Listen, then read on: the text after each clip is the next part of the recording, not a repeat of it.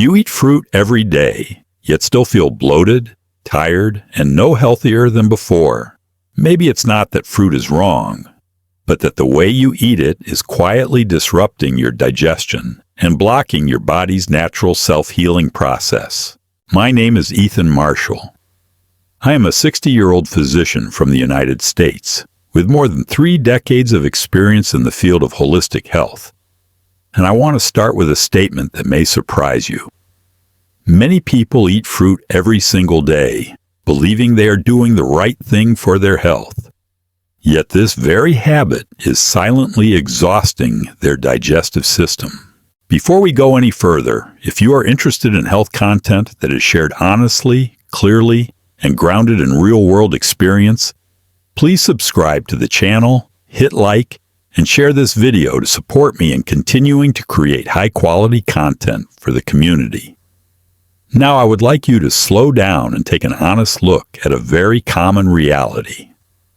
Fruit has long been seen as a symbol of healthy eating, something everyone assumes is always good, without much thought. Many patients in their 50s, 60s, even 70s have sat across from me and said the exact same thing. Doctor, I eat fruit regularly, every day, but my stomach still feels heavy. I'm still bloated and I don't feel any healthier. This statement is not an isolated case.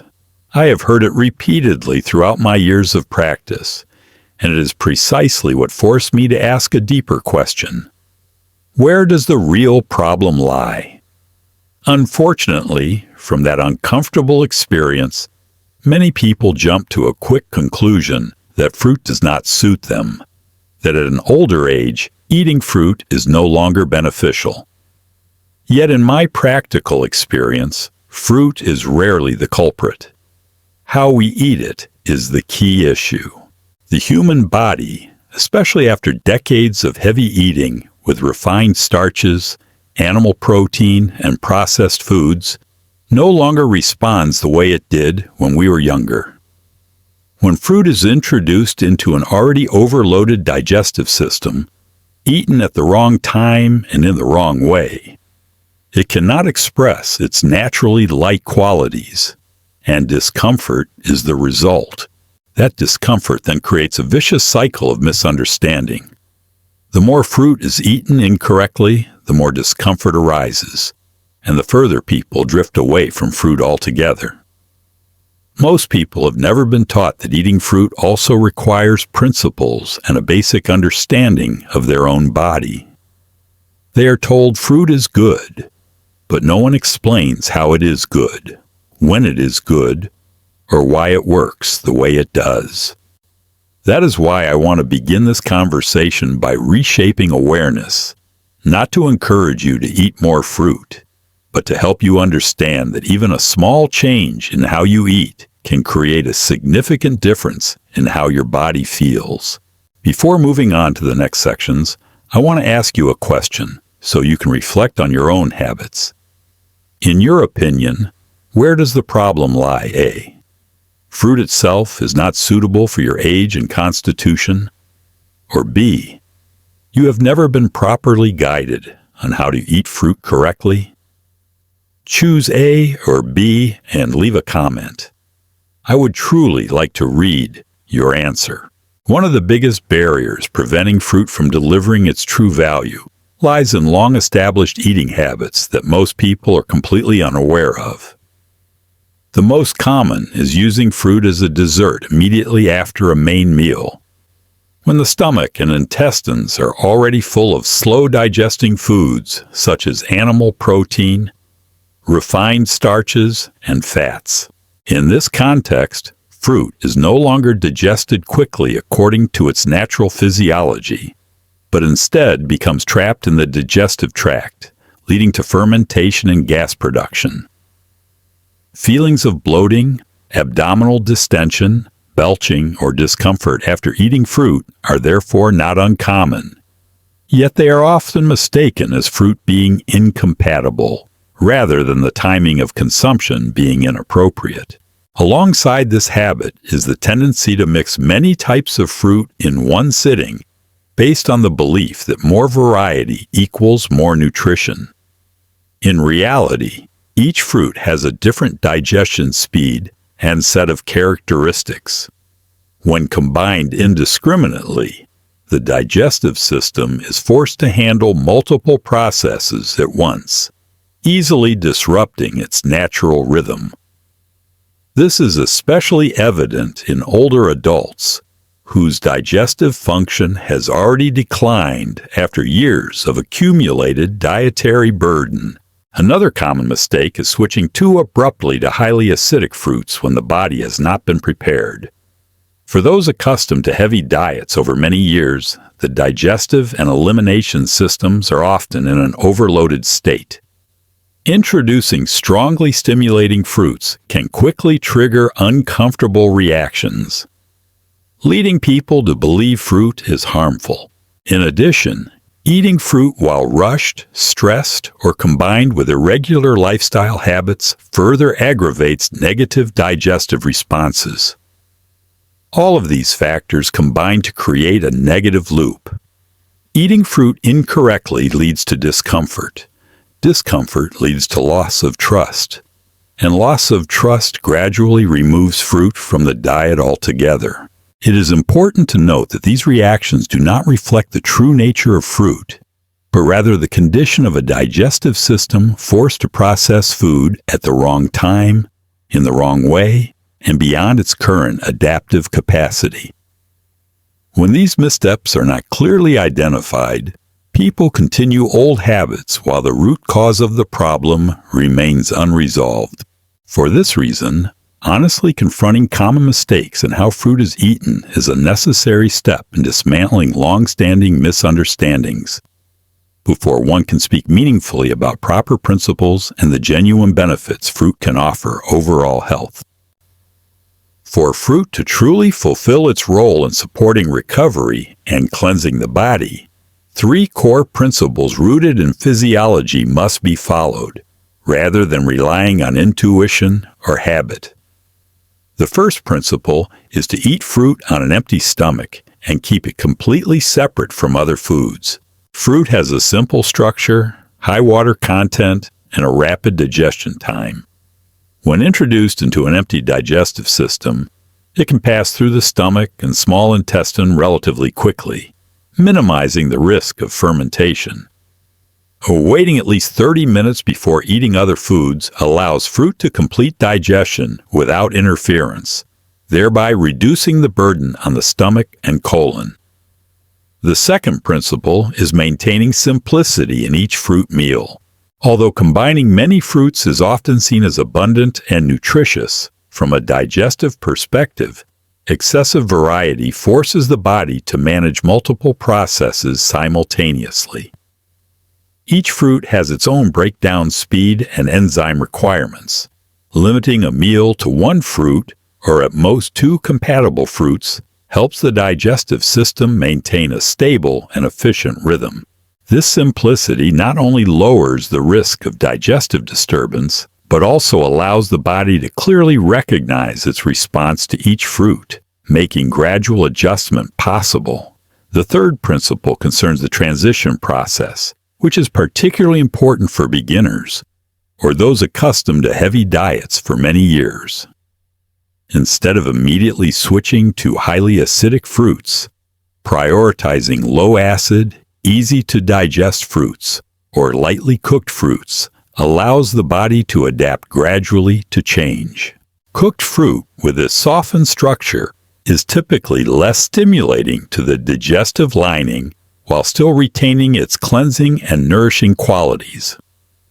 These 3 principles do not exist independently, but support one another, forming an orderly system of fruit consumption aligned with human physiology.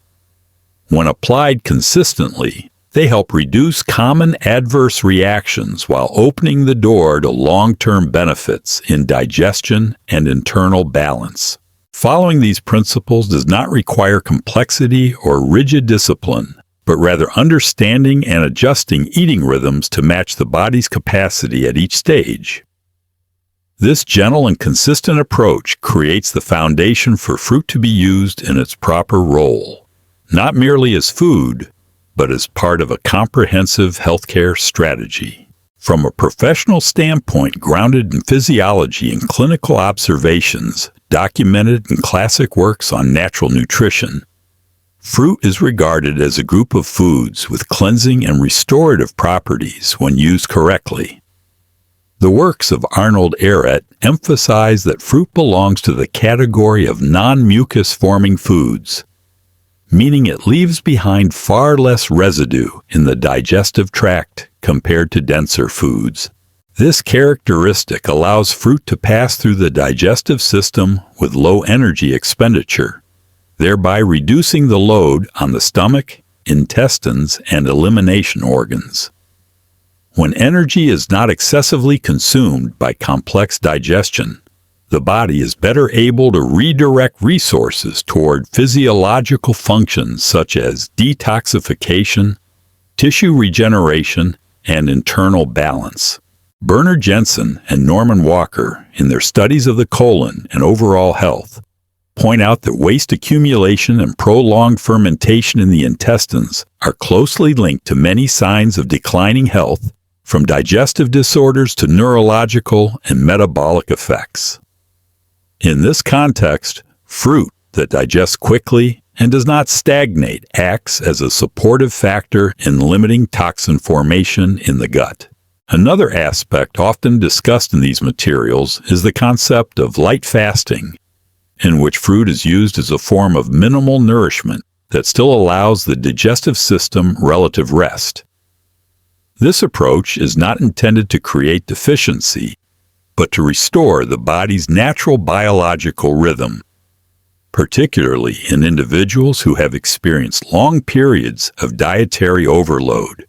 In practical application, using fruit in this way is often accompanied by improvements in feelings of lightness, more stable digestion, and a reduction in gut-related discomfort.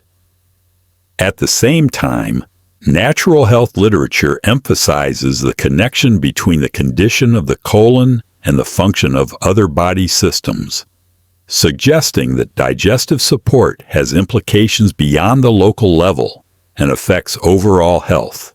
In this role, fruit is not viewed as a quick fix or isolated solution, but as part of a foundational strategy for body care, based on respect for physiological laws and the body's inherent capacity for self-regulation. When placed correctly within the diet, fruit helps create conditions for the body to restore balance, thereby supporting long-term health in a gentle and sustainable way. When all the arguments are brought together, it becomes clear that the core value of eating fruit does not lie in quantity or variety, but in an orderly approach aligned with the body's natural physiology.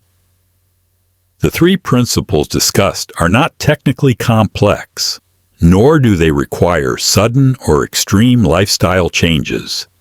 Yet they play a decisive role in transforming fruit from an ordinary food into an effective health-supporting tool. When fruit is eaten at the right time, in the right way, and in appropriate amounts, digestion becomes lighter, the risk of fermentation and stagnation is reduced, and the digestive system is better able to function smoothly. This state of stability extends beyond post-meal comfort and contributes to maintaining internal balance, a foundational factor for long-term health. Viewing fruit as a therapeutic tool does not imply that it can instantly resolve all health problems, but rather highlights its supportive foundational role within a comprehensive approach to body care. Natural nutrition literature suggests that when digestive burden is reduced, the body tends to allocate resources more efficiently to other physiological processes, including recovery and organ function maintenance. In this context, fruit serves as an element that helps restore natural biological rhythms, which is especially important for middle-aged and older individuals whose adaptive capacity has declined compared to earlier stages of life. Another key factor is patience and consistency in applying these principles. The benefits of eating fruit correctly often do not appear immediately, but accumulate gradually over time, alongside improvements in bodily awareness and digestive quality. This accumulation distinguishes random fruit consumption from the intentional use of fruit as part of a dietary strategy. When placed in the proper context, fruit is no longer a source of controversy or doubt, but becomes a supportive, accessible choice suitable for various stages of health. Therefore, the essential conclusion is not to mechanically increase fruit intake, but to emphasize the importance of understanding and respecting the basic principles governing how the body receives food. From this perspective, fruit can be seen as a gentle yet solid starting point in the process of lifestyle adjustment, contributing to overall health in a way that is sustainable and aligned with natural physiological laws.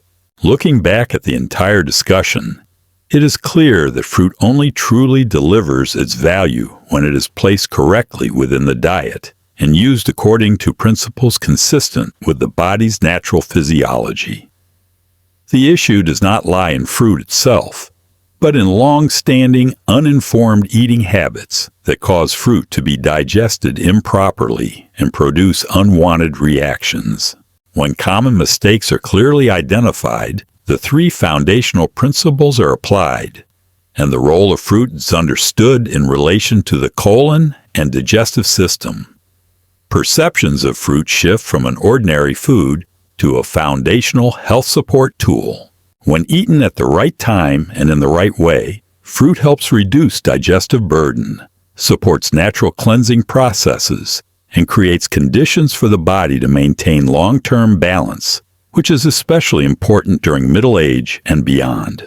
The deeper value drawn from this content is that health does not come from complex or extreme solutions, but from correct understanding and subtle adjustments in habits that seem very small. Rather than trying to consume large amounts of foods considered healthy, observing the body's responses, choosing appropriate timing, and maintaining simplicity in the diet can lead to more sustainable results. In practice, you can begin by setting aside a fixed time each day to eat fruit on an empty stomach, keeping the meal simple, and patiently observing how your body feels week by week.